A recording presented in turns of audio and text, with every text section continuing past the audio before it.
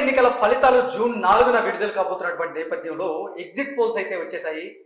ఆంధ్రప్రదేశ్లో సార్వత్రిక ఎన్నికల్లో కూటమే అధికారంలోకి రాబోతుంది అంటూ చాలా శాతం ఎగ్జిట్ పోల్స్ ఇస్తున్నటువంటి నేపథ్యంలో కొన్ని మాత్రం అధికార వైసీపీ మళ్ళీ అధికారంలోకి రాబోతుంది అంటూ చెప్తున్న నేపథ్యం మనం చూస్తూ ఉన్నాం. సో గతంలో టైమ్స్ నౌ ఇచ్చినటువంటి సర్వే ఏదైతే ఉందో అది ఇప్పుడు సర్వత్రా చర్చనీయాంశంగా మారింది. పోలింగ్ కి ముందు అధికార వైసీపీకి అక్కడ 24 పార్లమెంటు స్థానాలు రాబోతున్నాయి అంటూ టైమ్స్ నౌ ఇచ్చినటువంటి సర్వే ఎగ్జిట్ పోల్స్ మాత్రం దానికి కొంచెం భిన్నంగా ఇచ్చింది. 24 స్థానాల నుంచి 13 స్థానాలకి అది పడిపోవడం జరిగింది. వైసీపీకి 13 పార్లమెంటు స్థానాలు రాబోతున్నట్లుగా టైమ్స్ నౌ ఇప్పుడు ఎగ్జిట్ పోల్స్ లో తెలిపిన నేపథ్యంలో ఇది ఇప్పుడు సర్వత్రా చర్చనీయాంశంగా మారిన నేపథ్యాన్ని మనం చూస్తున్నాం. సో దీని మీద మనం ఈరోజు విశ్లేషణ చేసుకునేటువంటి ప్రయత్నం చేద్దాం. ప్రస్తుతం మనతో పాటు ఉన్నారు ప్రముఖ రాజకీయ విశ్లేషకులు జగదేవ్ గారు. ఆయనతో మాట్లాడతాం. జగదేవ్ గారు ఆయండి. హలో. ఆంధ్రప్రదేశ్లో ఎన్నికల పోలింగ్ కంటే ముందు టైమ్స్ నౌ చేసినటువంటి సర్వే ద్వారా అక్కడ 23 నుంచి 24 ఎంపీ స్థానాలు వైసీపీ గెలుచుకోబోతున్నట్లుగా, కూటమి ఏదైతే ఉందో దానికి కేవలం ఒక స్థానం మాత్రమే వచ్చే అవకాశం ఉంది అంటూ గతంలో చెప్పినటువంటి టైమ్స్ నౌ సంస్థ ఇప్పుడు ఎగ్జిట్ పోల్స్ లో మాత్రం ఆ సంఖ్యను భారీగా కుదించడం జరిగింది. వైసీపీకి 13 ఎంపీ స్థానాలు మాత్రమే రాబోతున్నాయి, కూటమికి 12 ఎంపీ స్థానాలు రాబోతున్నాయి అన్నట్లుగా టైమ్స్ నౌ చెబుతోంది. ఏంటి అసలు అంత భారీ స్థాయిలో సీట్లు తగ్గడానికి కారణం ఏంటి? ఎగ్జిట్ పోల్స్ తర్వాత ఏం జరిగింది అంటే ఏం చెప్తారు? అదే ఇప్పుడు అందరికీ సర్వత్రా చర్చనీయాంశంగా మారడానికి కారణం మీరు అడిగిన క్వశ్చన్ లోనే ఉంది. ఇప్పుడు 24 పోనీ ఎగ్జిట్ పోల్స్ సర్వే ఈలోగా మారితే మహా అయితే ఒక 4-5 తగ్గాయంటే రీజనబుల్. 24 సగానికి సగం, ఆల్మోస్ట్ 12, 24లో సగం 12, కాకపోతే 13 వస్తాయని చెప్తున్నారు. సో ఈ 13 కూడా ఎగ్జిట్ పోల్స్ రిజల్ట్ దగ్గరగా ఉంటది కాబట్టి 12 అనుకుందాం. అంటే సగానికి సగం పడిపోయినట్టేగా. సగానికి సగం పడిపోయిన నేపథ్యంలో ఎంతవరకు వాస్తవం? టైమ్స్ లో అప్పుడు కూడా చాలా వరకు నేషనల్ సర్వేలన్నీ కూడా కూటమికి ఎక్కువగా ఫేవర్ గా ఉంటే, ఒక టైమ్స్ నౌ మాత్రం వైసీపీకి 24 వరకు వచ్చే ఛాన్సెస్ ఉన్నాయి, అలాగే అసెంబ్లీ స్థానాలు కూడా బాగా ఎక్కువగా వచ్చే ఛాన్సెస్ ఉన్నాయని చెప్పింది. ఒక్కసారి ఎగ్జిట్ పోల్స్ అయిన తర్వాత రిలీజ్ చేయొచ్చు అనగానే దానికి దీనికి మహా అయితే ఒక 2 months 1.5 month గ్యాప్ ఉంటుంది అంతే, ప్రీకి పోస్ట్ కి కదా. ఎంత వేరియేషన్ ఏంటి, ఎంత చేంజెస్ ఏంటి? ఒక్కసారిగా ఓటర్ల నాడి అంతగా మారిపోయిందా? లేదంటే పోలింగ్ తర్వాత వీళ్ళు మళ్ళీ సర్వే చేశారా? ఆ పోలింగ్ తర్వాత వాస్తవ పరిస్థితులు దృష్టిలో పెట్టుకొని ఇప్పుడు 13 స్థానాలు మాత్రమే ఇచ్చారా? అసలు ఏం జరిగింది అంటే ఏం చెప్తారు? ముందు ఇచ్చిన సర్వే దాని ప్రకారం చూస్తే చాలా రకరకాలుగా వినిపించాయండి. ఇది కేవలం ఫేవర్ గా ఉండడం కోసం, వాళ్ళకి పొత్తుల్లో భాగంగా లేదా వాళ్ళకి వీళ్ళకి లావాదేవీల భాగంగా ఇచ్చారని కూడా వార్తలు వచ్చాయి.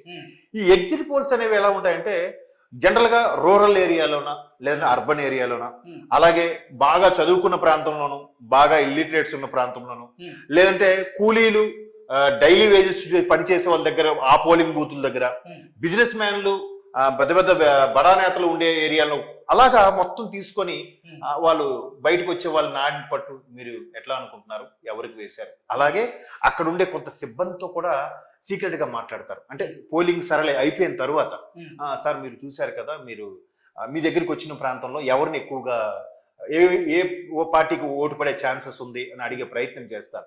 చేసి అవన్నీ నోట్ చేసుకొని ఎప్పుడైతే అన్ని పోలింగ్లు అదే కౌంట్ పోలింగ్లు అయిపోతాయో ఆ ఈవినింగ్ ఎగ్జిట్ పోల్స్ సిద్ధంగా ఉన్నప్పుడు ఈ లోపు ఇవి సర్వేలన్నీ క్యాలిక్యులేట్ చేసుకొని ఎగ్జిట్ పోల్స్ గా చెప్తారు.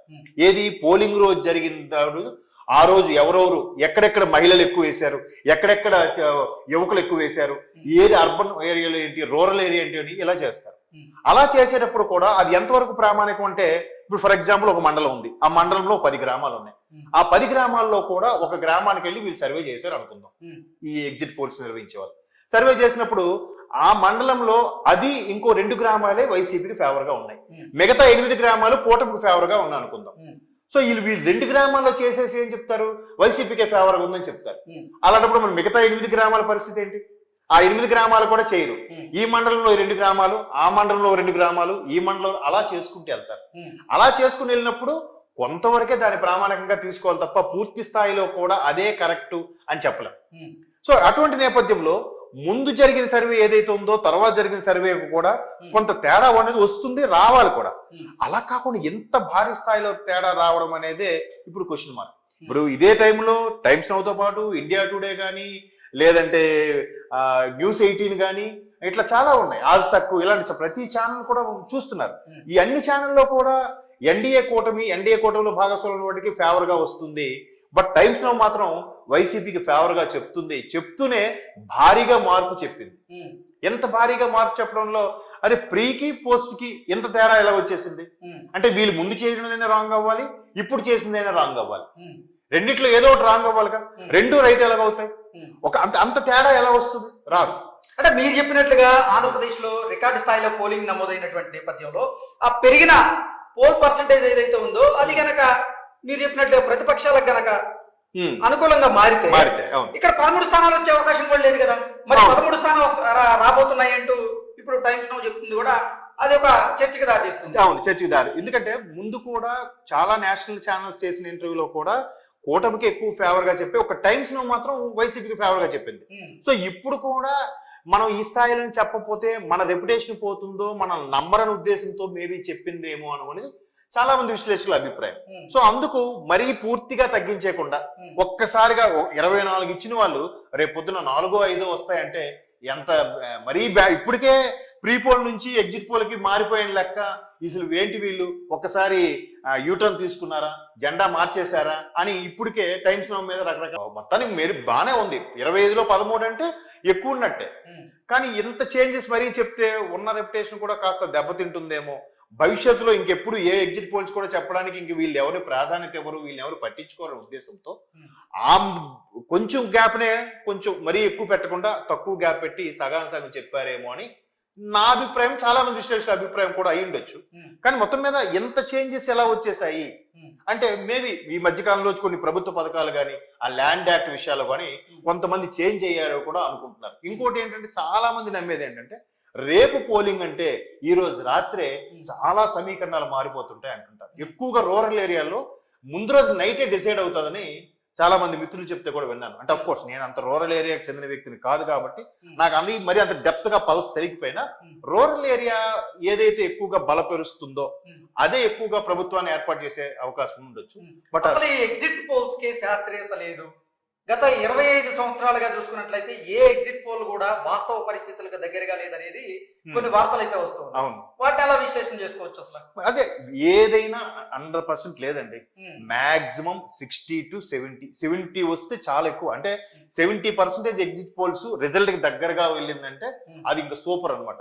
ఆ ఎగ్జిట్ పోల్ సర్వే నిర్వహించే ఏ సంస్థ అయినా ఏ ఛానల్ అయినా వాళ్ళు ఇంకా తోపుని అనుకోవచ్చు. మీరు అన్నట్టు అది శాస్త్రీయత లేదు, అది పూర్తి స్థాయిలో ప్రామాణికంగా తీసుకోవడానికి కూడా లేదు. నా అభిప్రాయం కూడా అదే.